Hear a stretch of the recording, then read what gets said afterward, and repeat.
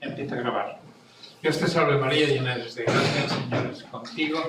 Bendita tú eres entre todas las mujeres y bendito es el fruto de tu vientre, Jesús. Santa María, Madre de Dios, ruega por los pecadores, ahora y en la hora de nuestra muerte. Bueno, sentaos, vamos a comenzar una nueva asignatura que es la eclesiología. Vamos a tener 4 sesiones. Esta primera es la naturaleza de la Iglesia. Vamos a estudiar de modo sistemático lo que es la Iglesia. Entonces iremos viendo por aspecto, por facetas, cada uno de los temas que nos interesan descubrir. Y aquí vamos a ver hoy, en la sesión de hoy, el origen y finalidad de la Iglesia y la naturaleza de la Iglesia. Vamos a empezar. La primera parte tiene 2 partes. La primera parte, origen y finalidad de la Iglesia. La Iglesia, fijaos, es un misterio, porque es a la vez divina y humana, como Jesucristo. Visible e invisible, terrena y celestial, temporal y eterna. No es que sea una y otra, sino que son las 2 cosas. La Iglesia es visible, sí, pero también es invisible. El Espíritu Santo, la acción del Espíritu Santo. La Iglesia es terrena, sí, pero también es celestial. La Iglesia triunfante. Y la Iglesia temporal, sí, la que forma parte de la vida presente, pero está la Iglesia eterna, que es la Iglesia del cielo, que al final todo será el cielo, ¿no? Bueno, pues no se puede reducir la Iglesia a una empresa, a una ONG internacional de servicios religiosos y existenciales, porque la Iglesia es una santa inmaculada, a pesar de las miserias de los hombres que la componen en la tierra. Luego lo veremos cuando estudiemos las 4 propiedades, una santa, católica y apostólica. Pero la Iglesia es santa inmaculada en su origen y por su fin, como iremos viendo. Juan Pablo II la definió como madre, una madre que debe ser amada. Etimológicamente, la palabra eclesia viene del griego, una palabra griega, que significa reunión, y que es la traducción del hebreo, que es cajal, que cajal es lo mismo que eclesia en hebreo, en griego. Y es una asamblea convocada o reunida. En el Antiguo Testamento, la comunidad santa se la llama al pueblo de Dios, reunido para el culto y la alabanza de Yahvé. Y por eso los primeros cristianos lo que introducen es la palabra asamblea, que es eclesia, litúrgica, comunidades locales, también se llama iglesia, y el conjunto de todos los cristianos también se llama iglesia. O sea que los primeros cristianos ya, la palabra iglesia, lo mismo significa la asamblea, reunión de todos los que siguen a Jesucristo, están bautizados, como se nombran los edificios, es una iglesia, o la comunidad cristiana. 3 significaciones inseparables, dice el Catecismo en el punto 752. La Iglesia de Dios existe en las comunidades locales y se realiza como asamblea litúrgica, sobre todo eucarística. O sea que la Iglesia de Dios existe en las comunidades y se realiza en la asamblea litúrgica. Y dentro de la liturgia, lo más importante es la liturgia eucarística. Seguimos. La Iglesia es un proyecto trinitario. Es decir, la Iglesia existe por el designio amoroso del Padre eterno, fue fundada en el tiempo por Jesucristo, que es el Verbo encarnado, y es continuamente vivificada por el Espíritu Santo. O sea que es una realidad trinitaria la Iglesia. Procede del Padre, del Hijo y del Espíritu Santo. ¿Y quién protagoniza la historia de la salvación? De hace 2000 años, pues Jesucristo, desde su llegada a vivir entre nosotros, y por eso se llama tiempo de la Iglesia desde su fundación por Cristo y Pentecostés hasta la consumación final. O sea, porque este mundo acabará y entonces la Iglesia también acabará. De manera que el tiempo de la Iglesia es el tiempo que vivimos ahora, que es el tiempo que viene antes de Cristo, ¿no?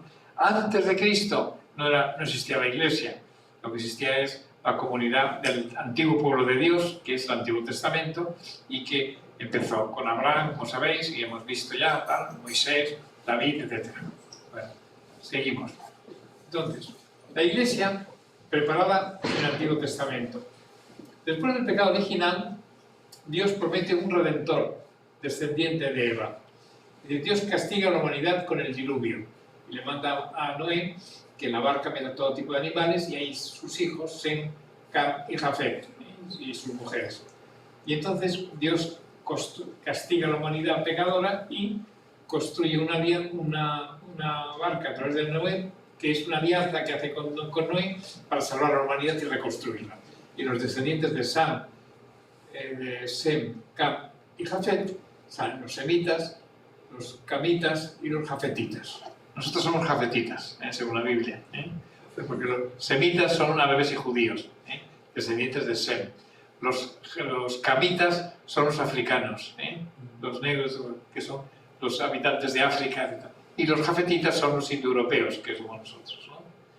Esta es la distribución, según la Biblia, de cómo se reproduce otra vez la humanidad, ya no a partir de los primeros padres, sino a través de los hijos de Noé, porque Noé es un hombre justo y en él Dios confía y salva a la humanidad. Entonces, un descendiente de Noé es Abraham, que es de Sem, un descendiente de Sem. Entonces, con Abraham hace otra alianza a Dios y le promete hacerle padre de un gran pueblo, siendo Abraham de una edad muy avanzada y su mujer estéril. Pero él se lo creyó y Dios hizo el prodigio, ¿no? Bueno, Abraham, Isaac, Jacob, luego pasan unos siglos y viene Moisés. Moisés es otro hebreo que Dios le suscita una vocación particular para llevarle como guía que conduce a Israel a la libertad, sacándolo de la esclavitud de Egipto, y se convierte en el pueblo de Dios, lo que ya no son unas pocas personas, ya son 100.000 o 200.000, ¿no? Que han estado viviendo en Egipto muchos años, pero han caído en la última etapa en la esclavitud. En tiempo de Ramsés II eran esclavos, construían pirámides y cosas de estas, y entonces Dios los libera y a través de Moisés los saca de Egipto y los lleva a la tierra prometida, pero está 30 años en el desierto antes de entrar en la tierra que había prometido a Abraham. Pero claro, Israel fue infiel a sus promesas, entonces los profetas anuncian un pacto nuevo y eterno. Es el anuncio del Mesías, con una nueva alianza sellada con la sangre del Mesías, que es Cristo, definitiva y perfecta, y este es el nuevo pueblo de Dios. Este es un resumen así rápido de esa historia de salvación, como la Iglesia ya está preparada en el antiguo pueblo de Dios, pero la Iglesia tiene su origen en Jesucristo, claro, ¿no? que tiene el fundamento de los apóstoles, como vamos a ver enseguida. Nuestro Señor Jesucristo quiso, y de hecho fundó la Iglesia, no solo que es espiritual, sino es a la vez visible y jerárquica. La Iglesia fue fundada por las palabras y las obras de Jesucristo. Esto en el punto del catecismo lo tenéis más desarrollado, 778 y siguientes. Bueno, tenemos aquí unas cuantas palabras que he destacado del Evangelio, donde se ve la intención de Cristo de fundar su Iglesia. Y aquí tenéis, por ejemplo, estas palabras de: tú eres Pedro, y sobre esta piedra edificaré mi Iglesia. Ahí anuncia nuestro Señor la jerarquía visible cimentada sobre Pedro. De manera que a Pedro le sucede el romano pontífice y los apóstoles los obispos, ¿no? O sea, el Papa y los obispos. Luego, edificaré mi Iglesia y la firme intención de fundarla. El Señor. Y luego dice: las puertas del infierno no prevalecerán contra ella, o sea que durará siempre. Y nada podrá contra la Iglesia. Nadie podrá destruirla. Lo ha intentado en distintos momentos, pero no lo han conseguido. No lo conseguirán, ¿no? Por ejemplo, un ejemplo reciente es Voltaire, el famoso enciclopedista, que en su soberbia dijo: yo han tardado 19 siglos en construir la Iglesia y yo en unos cuantos años la voy a destruir. Como le hizo mucho daño a Francia, obviamente, pero ahí está este hombre en la tumba y la Iglesia viva, y sigue exactamente igual que al principio, en el siglo I. Externamente ha cambiado mucho, ¿no? Pero internamente, lo veremos, los principios no han cambiado nada, es la misma, ¿no? Y luego te daré las llaves del reino de los cielos, es decir, que sea gobernada como Pedro, por Pedro como vicario de Cristo en la tierra. Atar y desatar en la tierra, como en los cielos, es lo que Jesús promete a la vinculación de Pedro y los apóstoles en las distintas determinaciones de la Iglesia, que va a suceder a lo largo del tiempo, con un carácter decisorio ante Dios. Estas palabras son de Mateo 16, 18 y 19. Es un pasaje muy importante de la fundación de la Iglesia, donde se ve la idea que tiene Cristo de fundar la Iglesia, o sea que no es una cosa que ha salido así de repente, creo. Porque muchas veces se discuten por ignorancia o por un exceso de exégesis, de un poco virtual y simbólica. No es que Cristo quiso fundar el reino de Dios y lo que salió fue la Iglesia, los protestantes, que va a pasar a terno-modernista, y ahí pues, los modernistas, que son los herejes del siglo XX, del comienzo del siglo XX, influenciados por los protestantes liberales del XIX, pues afirman unas cosas que ha sido corregida por el magisterio de la Iglesia. O sea, que la Iglesia ha sido querida por Jesucristo desde el principio, tal como es, y en sus fundamentos lo encontramos en el Evangelio. Dice el Catecismo: la Iglesia fue fundada por las palabras y las obras de Jesucristo. Ahora bien, ¿cuáles son estas obras? La elección de los discípulos, el primado de Pedro, la última cena, la pasión y muerte y la resurrección. por destacar así de la vida de Cristo, los datos fundacionales de la Iglesia a la que pertenecemos. La elección de los discípulos es muy clara. El Señor se pasó la noche en oración y dijo: mis apóstoles van a ser estos 12, con la idea simbólica de sustituir a las 12 tribus de Israel por su número 12. O sea que tiene un significado simbólico y conocido. Y el primero es Pedro, hasta Judas Iscariote. Son los 12 apóstoles que el Señor fundó.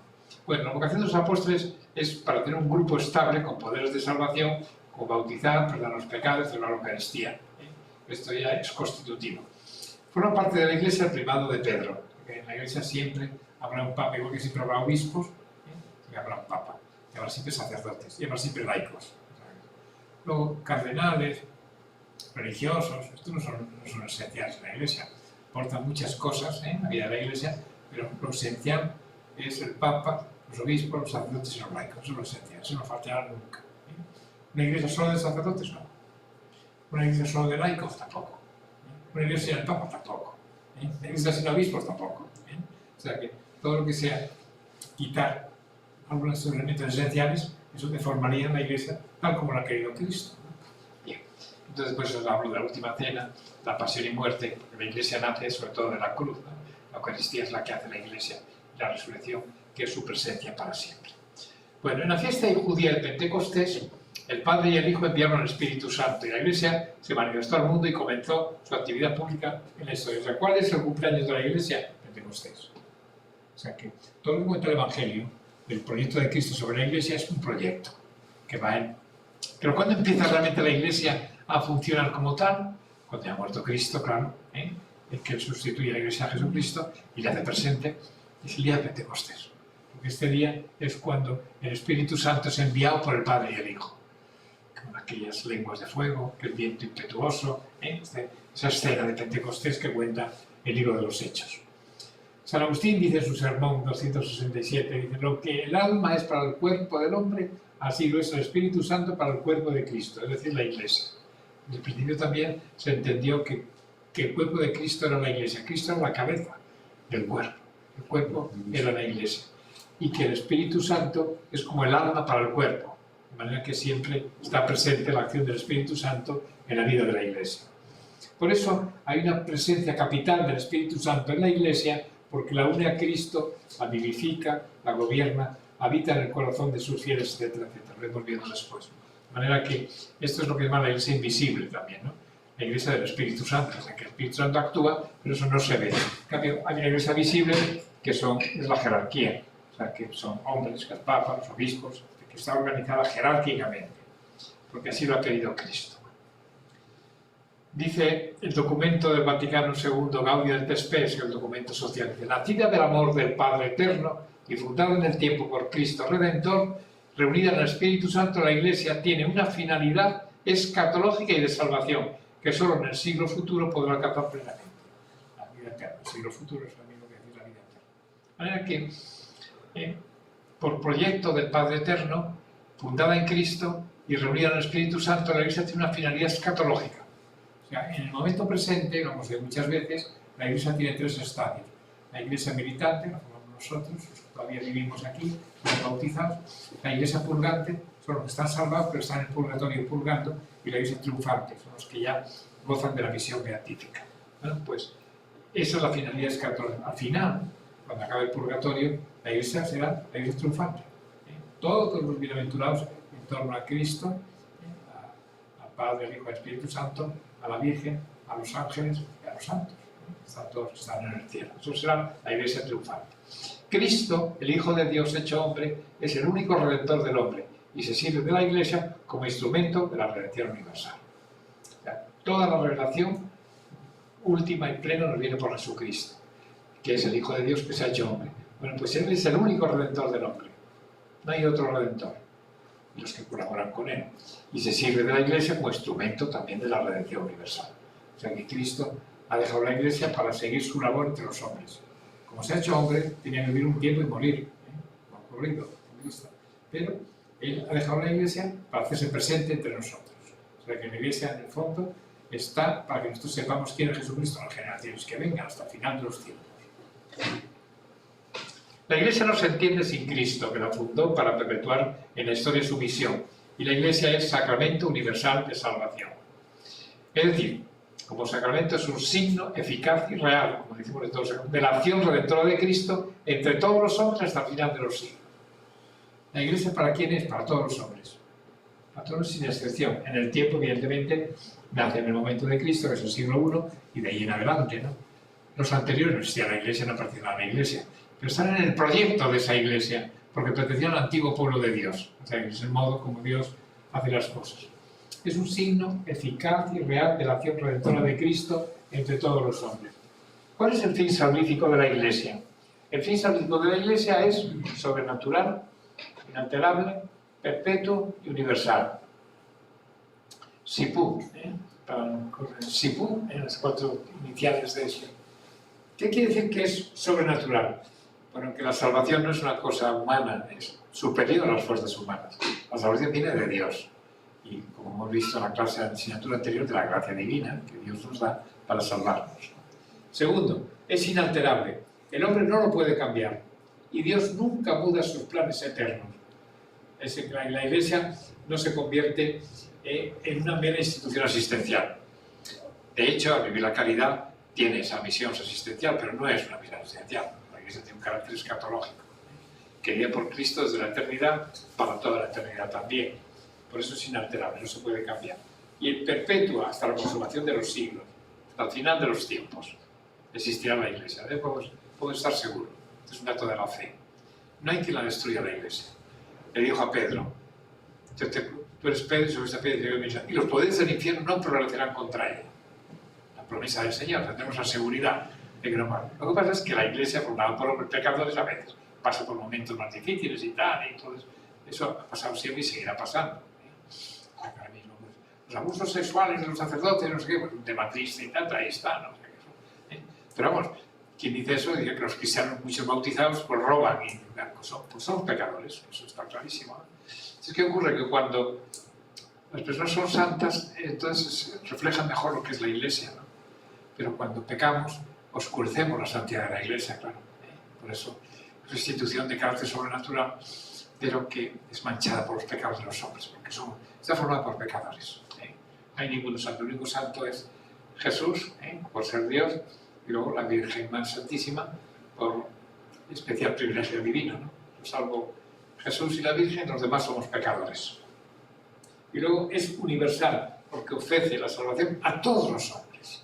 La Iglesia está instituida por Cristo para todos, no de esta raza, de esta cultura, de estos tiempos, para todos los hombres de todos los tiempos. Tiene un carácter universal.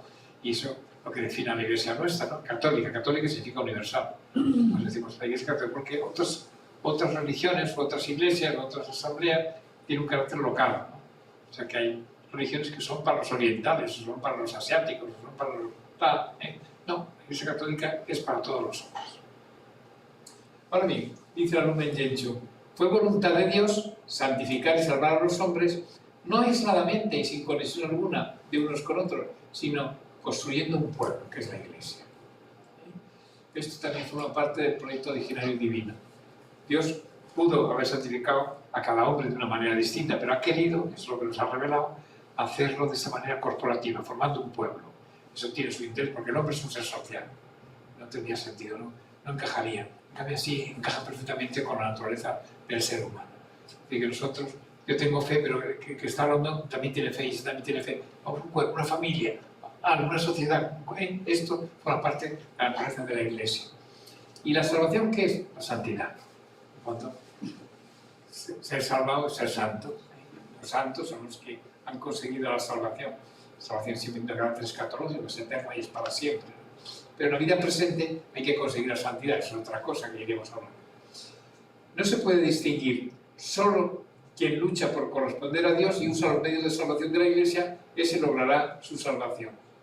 O sea que no hay que distinguir, pues yo correspondo a Dios y consigo con otros medios, no, los medios de salvación son los que la Iglesia nos propone, porque son los que Cristo nos ha entregado. Y eso es lo que hace la Iglesia siempre, recordarnos que los medios para la salvación, los medios para alcanzar la santidad no cambian, son los mismos siempre. Dice en Apostólica Apostolitatis, un documento del Concilio Vaticano II que habla del apostolado, de los laicos. Dice, la Iglesia ha nacido con este fin, propagar el reino de Cristo por toda la tierra para la gloria de Dios Padre y hacer así a todos los hombres partícipes de la redención salvadora de Jesucristo por medio de ellos y ordenar realmente todo el universo hacia Cristo.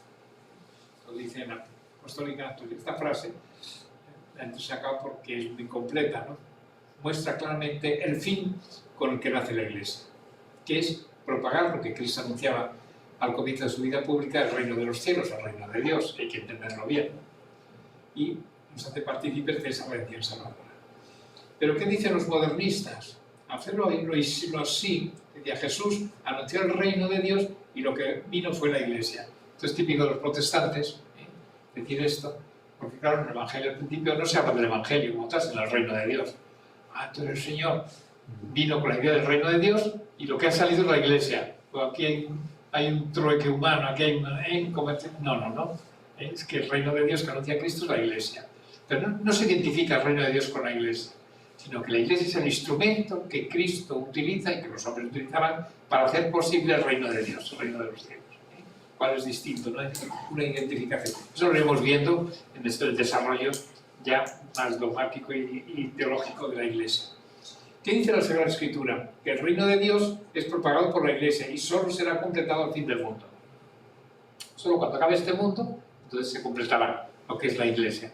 Mientras tanto, están esos tres estadios, la Iglesia peregrinante, la Iglesia purgante y la Iglesia triunfante.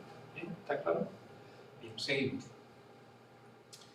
Se trata de un misterio. Esto es un misterio, no podemos entenderlo perfectamente porque es un misterio, igual que no entendemos cómo Cristo es perfecto Dios y perfecto hombre.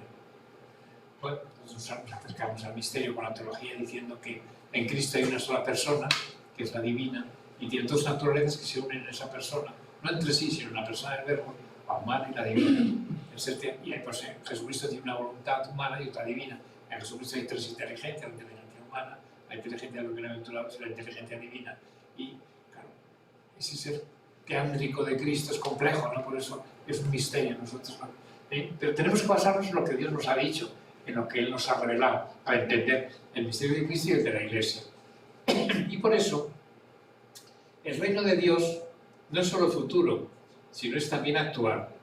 No solo personal, sino también comunitario. No solo celestial, también terreno. Porque, dice la Redemptoris Missio, que es un documento de Juan Pablo II, tiende a transformar las relaciones humanas y se realiza progresivamente a medida que los hombres aprenden a amarse, a perdonarse y a servirse mutuamente. O sea que, fijaos, la Iglesia es un misterio. Voy a hablar un poco resumido porque cosas las desarrollaré en próximas lecciones con más detalle, ¿no? Pero para que veáis un poco el panorama ante la Iglesia es un misterio. Cuando la Iglesia se reúne para ver qué es la Iglesia, qué es el Concilio Vaticano II, fue lo único que quedó del Vaticano I, no dio tiempo a estudiar lo que es la Iglesia. Se habló de la fe, se habló del Papa y tal, pero de lo que es la Iglesia. Y entonces, claro, hay un documento que se llama la Ecclesiam Suam de Pablo VI, que es una encíclica del Papa, ¿no? Pablo VI fue el Papa del Concilio. El Concilio trató fundamentalmente del documento central que trata sobre la Iglesia. Y por eso los documentos del Concilio es como una raspa de sardina. El tronco central, que es la Iglesia, una raspa va a ser eso, quién es el Papa, quiénes son los obispos, quiénes son los laicos, quiénes son los religiosos. Va desarrollando todos los componentes de la Iglesia. Una reflexión de Dios sobre sí misma, que es lo que le dio tiempo a hacer a finales del siglo XIX. Se ha hecho en el siglo XX, en los años 63 al 65, que duró el concilio, y ahí es cuando se va profundizando. Dice el documento Lumen Gentium, que es el documento central del Concilio Vaticano II, luz de las gentes, un modo de decir lo que es la Iglesia. ¿Qué es la Iglesia? El capítulo 1 es un misterio. Hay que acercarse con ojos de fe para entender la Iglesia. La Iglesia no es una cosa humana, es una cosa divina formada por cosas humanas, pero es una cosa divina, es una cosa sobrenatural la Iglesia. Tiene su misterio. Entonces ese misterio está que es futuro, no, es también actual, es también presente. Es personal, sí, pero también es comunitario. Es celestial, sí, pero también es terreno. El reino, ese reino de Dios que habla Cristo, el reino de los cielos, no puede ser separado de la Iglesia. Ciertamente, esta no es un fin para sí misma, ya que está ordenada al reino de Dios, de la cual es germen, signo e instrumento. Esta es la relación que el concilio desarrolla de modo teológico. La Iglesia es germen, signo e instrumento del reino de Dios. Sin embargo, a la vez que se distingue de Cristo y del reino, la Iglesia está indisolublemente unida a ambos. Que es lo que explica en la Redentoris Missio, la misión del Redentor, la misión de la Iglesia, que estudia el Papa Juan Pablo II, que fue el Papa que vino después, ¿no? Ya terminó el concilio, Pablo VI, y luego ya vino el Papa, bueno, vino Juan Pablo I primero, y luego ya el Papa Juan Pablo II. Pasamos a la segunda sesión, la naturaleza de la Iglesia. Vamos bien, porque así podéis ver el Madrid PSG, si a uno le interesa. Pero aquí, yo, cada poco futbolista, entonces estáis ahí. Y yo también. Yo lo veré si puedo, tampoco. Bueno, la naturaleza de la Iglesia, vamos allá. Fijaos, vamos a entrar en qué es la Iglesia exactamente, cómo definir la naturaleza de la Iglesia. El término misterio, aplicado a la Iglesia, ¿qué significa? Indica que su realidad trasciende a la institución visible y que por tanto desborda las capacidades humanas de comprender y de decir. O sea, que no podemos comprender, entonces para que nos explique usted antes, no podemos comprender. Una primera pega que no me hayáis puesto por ser bueno, ¿verdad? Pero es una cosa razonable. Bueno, pues que precisamente por ser misterio hay que explicarlo, ¿no? Y hay que separar lo que no es de lo que es. Es visible, sí, pero es que también desborda las capacidades humanas de comprender. He entendido perfectamente lo que es la Iglesia, pero no te has enterado entonces. Bueno, pues yo he conocido perfectamente a Jesucristo, pues entonces no te has enterado, bajo. Eso es mucho más visible y externo y palpable con la Trinidad. ¿Has entendido la Trinidad? Has entendido todo perfectamente, pero no te has enterado de nada entonces. Pues hay que lo entienda. Bueno, pues con esta broma, pero con esta verdad, tenemos siempre que actuar con las cosas sobrenaturales. Fijaos lo que dice la Sacrosanctum Concilium, que es un documento ya del Vaticano II, del número 2. Es característico de la Iglesia ser a la vez humana y divina, visible e invisible, presente en el mundo y sin embargo peregrina, pero de suerte que en ella lo humano está ordenado y subordinado a lo divino, lo visible a lo invisible, y lo presente a lo futuro. Esperamos. Claro, son frases del concilio que vienen muy bien sacarlas de contexto, ¿verdad?, para resumir lo que yo quiero decir en este momento, ¿no?, al explicar el misterio de la Iglesia. Porque la Iglesia es propio de la Iglesia, es característico de la Iglesia, es de la personalidad de la Iglesia, es de la naturaleza de la Iglesia, que sea humana y divina a la vez, que sea visible e invisible.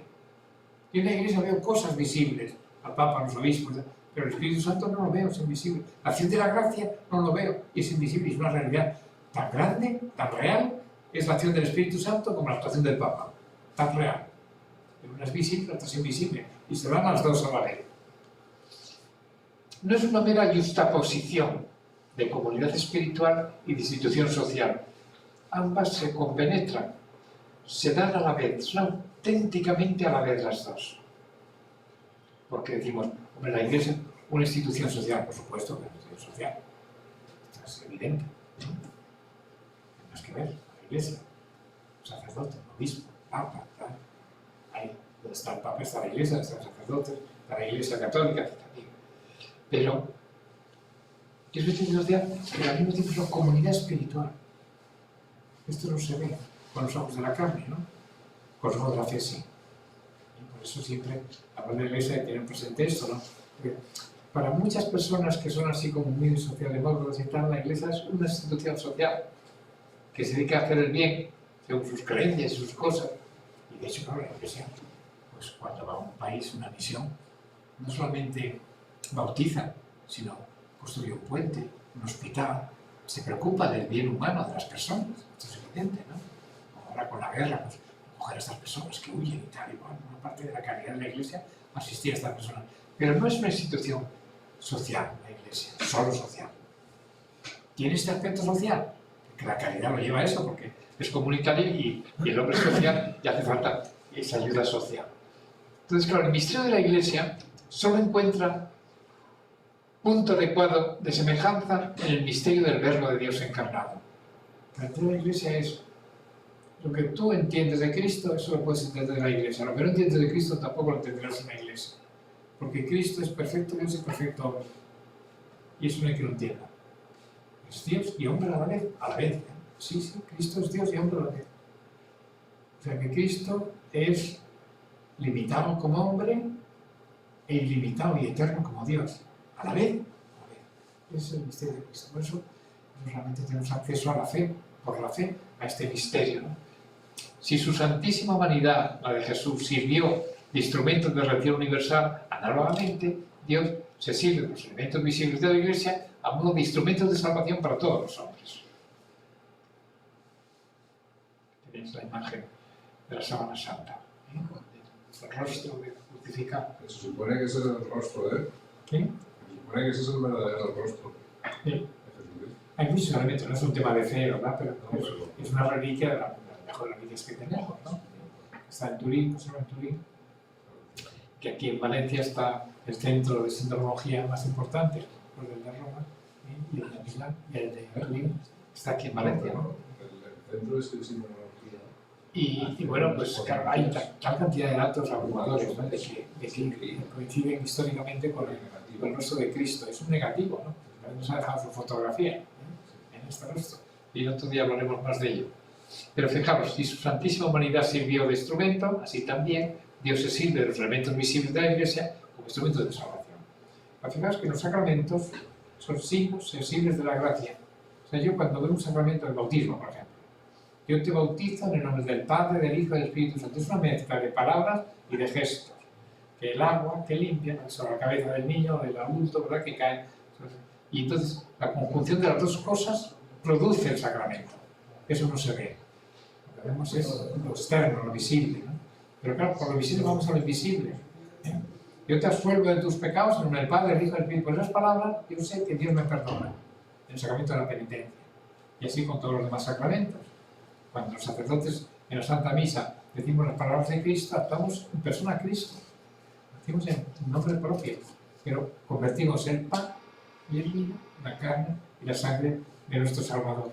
Pues eso no se ve con los ojos de la carne, eso solamente se ve con los ojos de la fe.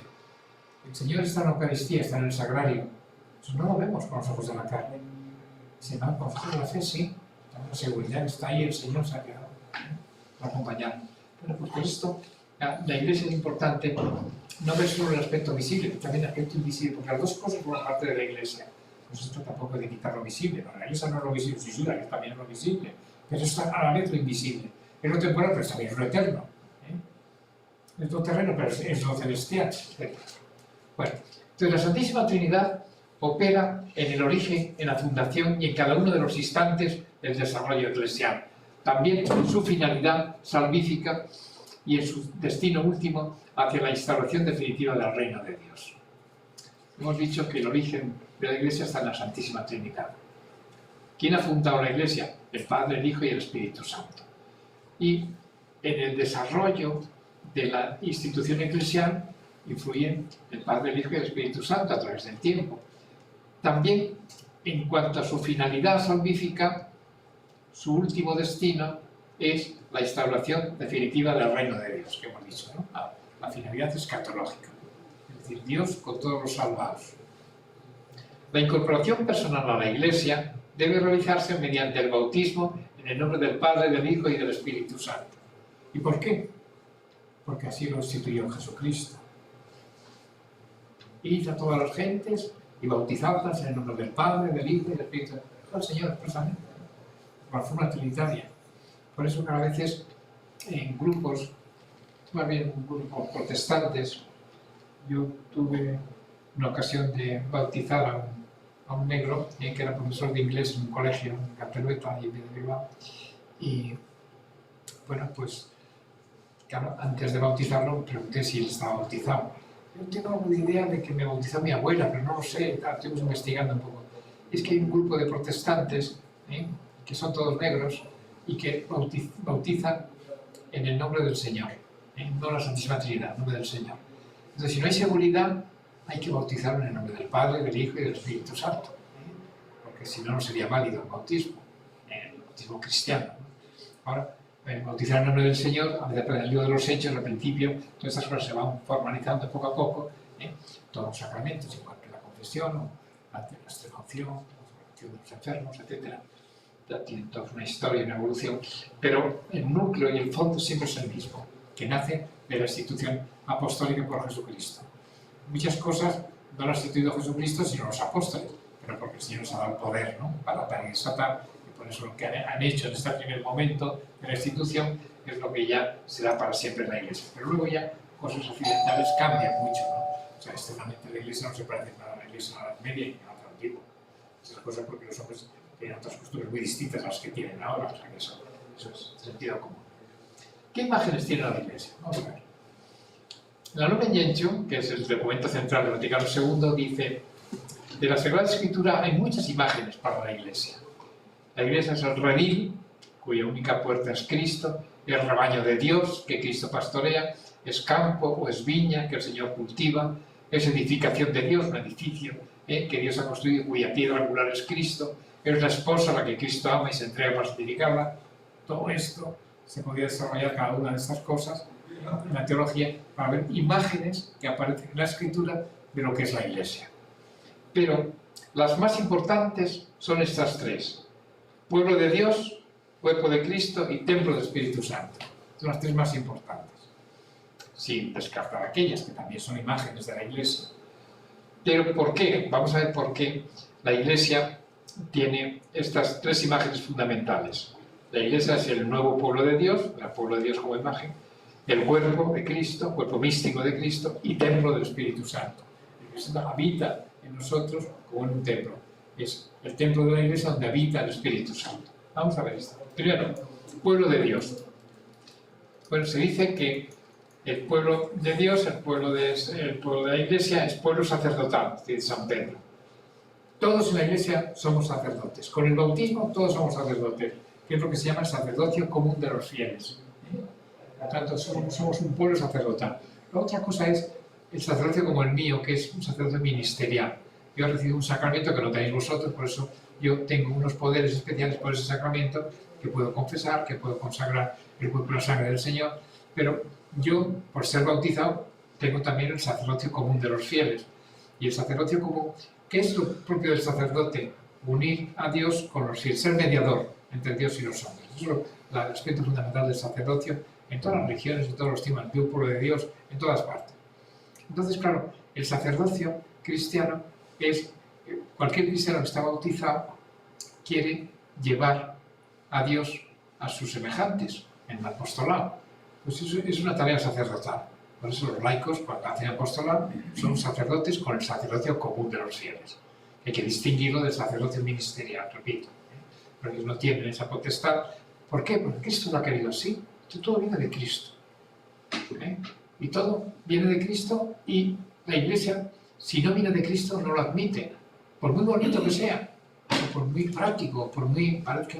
Por ejemplo, el sacerdocio femenino, que tantas han combatido muchas veces en el momento actual, como se está formando la mujer. Estamos en el Día de la Dona, ayer ya estoy todo el día con el Día de la Dona, y me parece muy bien, ¿no? En todas las cosas, la ocupación de la mujer en su lugar y tal. Hay cosas un poco exageradas en ese feminismo, como es lógico, ¿no? Pero, bueno, muy bien. Pero vienen y te dicen, bueno, pues la Iglesia es un poco machista porque no hay sacerdotisas. ¿Por qué solo son los hombres sacerdotes? Porque lo ha querido Cristo. ¿Ah, sí? Sí.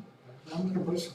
Mira, si en la última cena Cristo hubiese invitado a su madre, las santas mujeres y tal, entonces habría sacerdotes también. Pero cuando Cristo convoca a la última cena para instituir el sacramento de la Eucaristía, y por tanto el sacerdocio también, solo invitó a los apóstoles. Bueno, ¿es una casualidad? No, no es una casualidad. Eso es así. Bueno, pero es que la mujer entonces en el mundo judío estaba un poco subyugada y tal, no salía para los juicios, no pintaba nada, es verdad. O sea, que culturalmente está mucho más desarrollada la mujer en el ámbito griego, por ejemplo, en el ámbito pagano, que en el ámbito judío. Se tratada con respeto y demás, pero tenían su papel, o sea que efectivamente eso ocurría así, ¿no? Bueno, pues no puede ser por un motivo sociológico, que no son de acuerdo. Una ocasión me dice, bueno, yo creo que José María, usted no lo ha considerado, pero la Iglesia no se admite a las mujeres como sacerdotes porque no vivirían bien el secreto de la confesión. A veces ocurre una cosa peregrina, ¿no? No, mira, perdona, puede ser muy atractivo ese motivo, ¿verdad? Porque son muy chismosas y tal, ¿no? Pero no es por eso, ¿no? Porque tuviese la gracia lo vivirían, como vivimos los sacerdotes varones, o sea, ¿no? Pero siempre van buscando cosas y tal. Y claro, ahora mismo todos los alemanes están un poco, no sé qué va a pasar ahí con esto, están tratando de los hilos, de sacar la relación de la mujer y tal, y cual. O que se casen los sacerdotes, ¿por qué los sacerdotes no se casan y tal? Igual, esto es una cosa distinta. Es una institución eclesial. Cristo, todos eran casados o Juan. Lo que pasa es que curiosamente nunca se habla de su matrimonio, eso también es verdad, ¿no? La institución del celibato en el matrimonio es una cosa distinta, pero la ordenación de las mujeres, esto ya el Papa Juan Pablo II dijo, señores, ya hemos acabado de este asunto, no quiero ni oír hablar de este asunto, porque esto es un tema de fe, eso me va a tocar. Unos siguen dando que te pego, ¿no? Pero eso en otros siglos también, pero ahora sobre todo era un tema que como los protestantes han ordenado mujeres y tal y cual, se han separado mucho de la ortodoxia. Es porque Cristo no ha querido. Si la Iglesia tuviese algún momento, cualquier argumento para decir, pues Cristo quería ordenar a las mujeres, pues la Iglesia lo ordenaría. Pero es la voluntad de Cristo la que prima, lo que hemos recibido por tradición, una tradición auténtica, claro. Entonces, pueblo sacerdotal tiene por cabeza a Cristo. La ciudadanía se adquiere por nacimiento del Espíritu Santo y aporta la dignidad y la libertad de los hijos de Dios. Su ley, el mandamiento del amor, su fin, y la más del reino de Dios. Instrumento de Cristo para la redención de todos los hombres. Peregrina en la tierra como es de los cielos. Este es el pueblo de Dios. Este pueblo de Dios es una imagen de la Iglesia. Un pueblo es visible, un pueblo está organizado, entonces bueno, tiene la Iglesia. Ahora, este modelo no explica la Iglesia invisible. Explica mejor el templo del Espíritu Santo. O sea que es buen modelo, pero un modelo no abarca el misterio de la Iglesia, nunca. Un modelo no abarca todo. Vamos con el siguiente, cuerpo místico de Cristo. Esto, sobre todo porque San Pablo lo tomó en sus cartas y lo desarrolló ampliamente, ¿no? Es un organismo espiritual que no reduce a las solas estructuras visibles, porque tiene un alma, y ese alma es el Espíritu Santo en la Iglesia. Está dirigido por su cabeza, que es Cristo, pero sus miembros son los fieles cristianos y se unen con la cabeza entre sí por medio del bautismo y se fortalece por la recepción de la Eucaristía de nuestro sacramento, en el que cada miembro realiza su función propia y algunos, la jerarquía, de unas tareas esenciales para el conjunto, cabeza y miembros de Cristo total. Esto es de San Agustín también. Esto viene de su modo de San Pablo, que dijo que igual que el hombre tiene cabeza y cuerpo, la cabeza es Cristo y el cuerpo es la Iglesia. Somos miembros de la Iglesia. Y los miembros, hay muchos miembros, está el brazo, la pierna, el hígado, no sé qué, todo. Entonces hay una unidad en todo ello, ¿no? Quien gobierna es la cabeza. Pero así es Cristo con la Iglesia. Por lo tanto, los miembros, está muy bien, y entonces en lugar de decir cuerpo de Cristo, como dice San Pablo, cuerpo místico de Cristo, para entender que es un simbolismo, ¿no? Y por lo tanto, nosotros formamos parte de Cristo, somos parte del cuerpo de Cristo. Y el alma es el Espíritu Santo. Templo del Espíritu Santo. San Agustín amplía su marco de aplicación porque dice, Dios habita en su templo, no solo el Espíritu Santo, también el Padre y el Hijo. Por tanto, templo de Dios, o sea, la Trinidad entera es la Santa Iglesia, porque toda ella, la del cielo y la terrena, es una imagen repetida muchas veces por el Concilio Vaticano II, incluida en el Catecismo. Veis estos puntos 797 y 798, y ahí los pesos. Indica la presencia de la tercera persona de la Santísima Trinidad como principio vital y aglutinador y santificante del pueblo de Dios y del cuerpo místico de Cristo. Es decir, que esta es otra imagen también muy importante que completa, como veis, las dos anteriores. O sea, entre las tres tenemos una idea bastante acertada de lo que es el misterio de la Iglesia. Bueno, pues seguimos. La Congregación Palatina de la Fe, en una carta que se llama Communionis Notio, dice lo siguiente: el concepto de comunión es muy adecuado para expresar el núcleo profundo del misterio de la Iglesia. Es decir, la Iglesia como comunión, esto es más reciente, la teología más moderna. Iglesia comunión. porque hay una inseparable dimensión de comunión de los cristianos con Cristo y de comunión de los cristianos entre sí. La comunión explica muy bien lo que es la Iglesia. Cada cristiano está unido con Cristo y los cristianos entre sí, gracias a la unión con Cristo. ¿Qué aspectos podemos destacar de esa comunión eclesial? Pues lo que llamamos comunión de los santos, que es la intercomunicación de bienes salvíficos entre la Iglesia peregrinante, la Iglesia purgante y la Iglesia triunfante. Nosotros pedimos por las almas del purgatorio, acudimos a los santos que están en el cielo para que nos ayuden. Los santos rezan por nosotros, las almas del purgatorio también rezan por nosotros, etc. Hay una comunicación de bienes, esa comunicación es una parte de la idea de iglesia-comunión. Es orgánica, porque hay una complementariedad de las distintas vocaciones y condiciones de vida, de ministerio, de carisma. Y es una comunión misionera, porque todos participamos de la única misión que tiene la Iglesia, que es extender el reino de Dios, el reino de Cristo por todas partes. Ahora, la Iglesia como sacramento de comunión. ¿Qué es un sacramento? Es un signo, instrumento visible de un efecto divino que es invisible, que es la gracia. Pues la Iglesia responde a ser sacramento de comunión, porque es un signo visible de la realidad oculta de la salvación. Por lo tanto, hay una analogía, se puede hablar de la Iglesia como sacramento de comunión. Fijaos, en el Lumen Gentium, que es el documento de la Iglesia que habla sobre el documento del Vaticano II sobre la Iglesia, empieza así el Lumen Gentium. La Iglesia es en Cristo como un sacramento. Esto es una cosa original del concilio, pero que venía desarrollado por los teólogos. Es decir, signo e instrumento de la íntima unión del hombre con Dios y de la unidad de todo el género humano. Que hay una idea global que se expresa nada más que al comienzo del documento, como idea para explicar lo que es el misterio de la Iglesia. La Iglesia es en Cristo como un sacramento. Como ya sabemos, es un sacramento, signo, visible y eficaz de lo invisible, que es la gracia.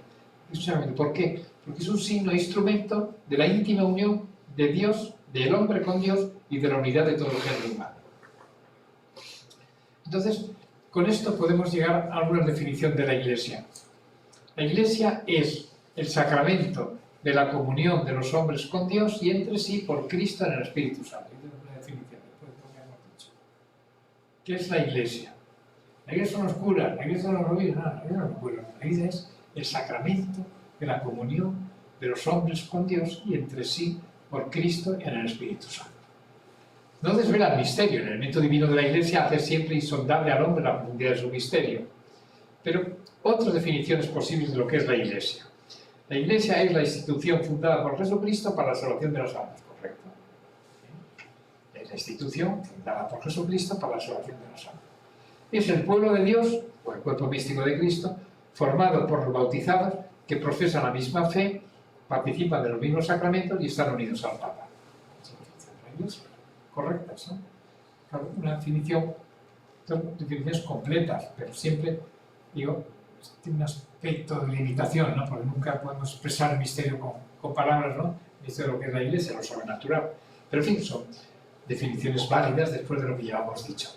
De manera que lo dejamos aquí para el próximo día, que ya entraremos en la clase del próximo día y yo la pondré online, ya lo veis en la página web, porque con las fallas y tal, no tenemos sesión y tal, entonces ya la grabaré yo y ya, ¿sí?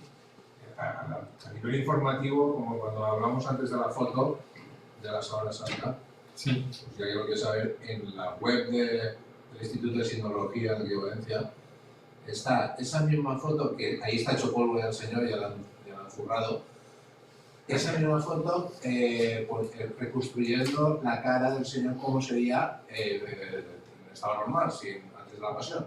Sí, sí. Y es una pasada, porque dices, es que es como si el Señor nos hubiera querido dejar una foto suya a través de la Sábana Santa. Sí. Pues no solo eso, sino que ha habido una escultura que ha hecho Sí. En Córdoba, ¿no? en Córdoba, que es en 3 dimensiones, la Sábana Santa en 3 dimensiones, es impresionante la laceración del Señor, o sea que nosotros los crucifijos que vemos están unas cuantas heridas y tal, ¿no? Sí, no, Sí, eso no, no, claro, se ha hecho un guiñapo al Señor cuando murió, ¿no? Claro, eso supone cuando ya está muerto, ¿no? Porque es la Sábana Santa, ¿no? Y que resucita. Porque, claro, la Sábana Santa es un testigo también de la resurrección. Pero no hay forma de explicar cómo se ha grabado este rastro. No hay forma. Pero estamos en el siglo XXI y hay todo tipo de experimentos de la NASA, de para que pero hay forma de explicar una especie de resplandor que dejó y desapareció el cuerpo. O sea, cuando cuentan los evangelios, entonces fueron Pedro y Juan al sepulcro, y cuando llegó primero Juan, más joven y tal, pero esperó, no entró. Lo dice Juan, entró, vio y creyó, porque vio que la sábana estaba como si hubiese esfumado el cuerpo, ¿no? Se quedó plegada, y luego ha resultado que ha quedado esa huella en la sábana. Ha querido quemar y destruir mucho tiempo y como ha llegado a Turín y tal, después de la media con los cruzados y tal, que no tiene la historia. Pero claro, el estudio de la sábana sí se sigue haciendo y muchísimas cosas. Había un momento negativo que dijeron que la prueba del carbono 14... Para tomaron mal nuestro. Sí, es que lo tomaban de sitios estaban sucios, ¿no? O sea, hace una pena porque, claro, eso el obispo de Turín dijo, pues si eso no es así, pues está igual, pero eso, si se harán nuevas pruebas más adelante, seguro. Y además que está demostrado que aquello es falso, o sea, que no es del siglo XIV o la media, ¿no? Es mucho más antiguo. Pero hay polen del siglo I y además de la zona. De la zona, o sea, que son cosas son muy llamativas, muchísimos datos, ¿eh? Bueno, señores, pues entonces nos vamos ya. Dentro del próximo día, os he dicho, no tenemos clase. Al siguiente ya tenemos otra vez clase y seguiremos con la eclesiología. Dios te salve María, llena eres de gracia, el Señor es contigo. Bendita tú eres entre todas las mujeres y bendito es el fruto de tu vientre, Jesús. Santa María, Madre de Dios, ruega por nosotros pecadores, ahora y en la hora de nuestra muerte. Bueno, pues hasta el próximo, dentro de 15 días.